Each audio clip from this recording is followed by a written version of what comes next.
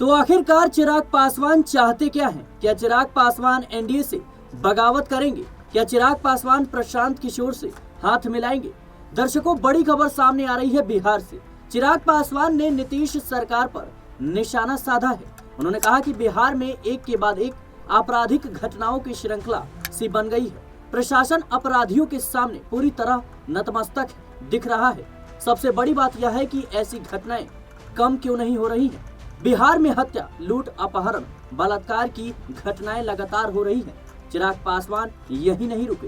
उन्होंने साफ तौर पर कहा कि अब तो ऐसा लग रहा है कि प्रशासन इन घटनाओं को रोक पाने में नाकामयाब हो गया है। इन परिवारों ने अपनों को खोया है, उनका दर्द समझना होगा। प्रशासन या तो लीपापोती में लगा हुआ है या तो कंट्रोल कर पाना इनके बस की बात नहीं है।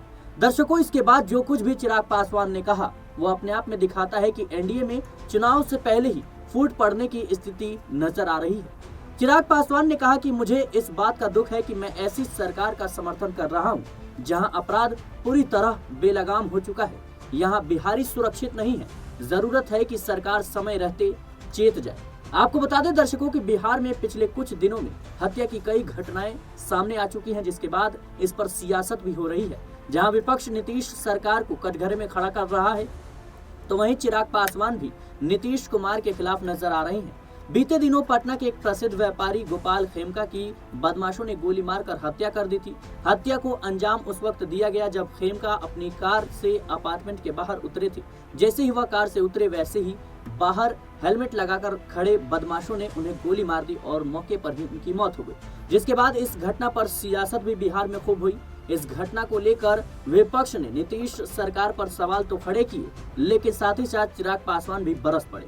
बता दें दर्शकों कि जिस तरीके से चिराग पासवान मुखर होकर कहीं न कहीं बिहार के कानून व्यवस्था को लेकर सवाल उठा रहे हैं, ये अपने आप में दर्शाता है कि क्या नीतीश कुमार के मन में कुछ और चल रहा है। क्या वो नीतीश कुमार की सरकार से खुश नहीं है और क्या 2020 वाला खेल फिर से दोहराते हुए नजर आएंगे?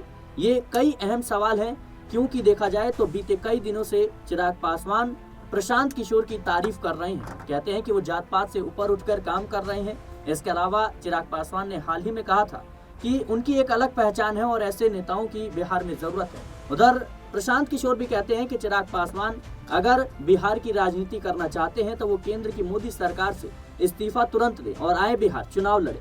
तो कहीं न कहीं दोनों के बीच जो ये देखने को मिल रहा है, एक कह सकते हैं कि दोनों के बीच जो ये तालमेल देखने को मिल रहा है, वो इस बात का संकेत है कि कहीं आने वाले समय में यानी बिहार विधानसभा चुनाव में गठबंधन तो नहीं है। क्या प्रशांत किशोर और चिराग पासवान के बीच कोई डील जो है वो फाइनल होने वाली है? क्या प्रशांत किशोर और चिराग पासवान मिलकर बिहार विधानसभा चुनाव लड़ेंगे? ये तमाम सवाल हैं जिनके जवाब आने वाले दिनों में हम जान सकेंगे। फिलहाल के लिए इस रिपोर्ट में इतना ही। देश और दुनिया की तमाम खबरों के लिए बने रहने नेक्स्ट न्यूज़ के साथ।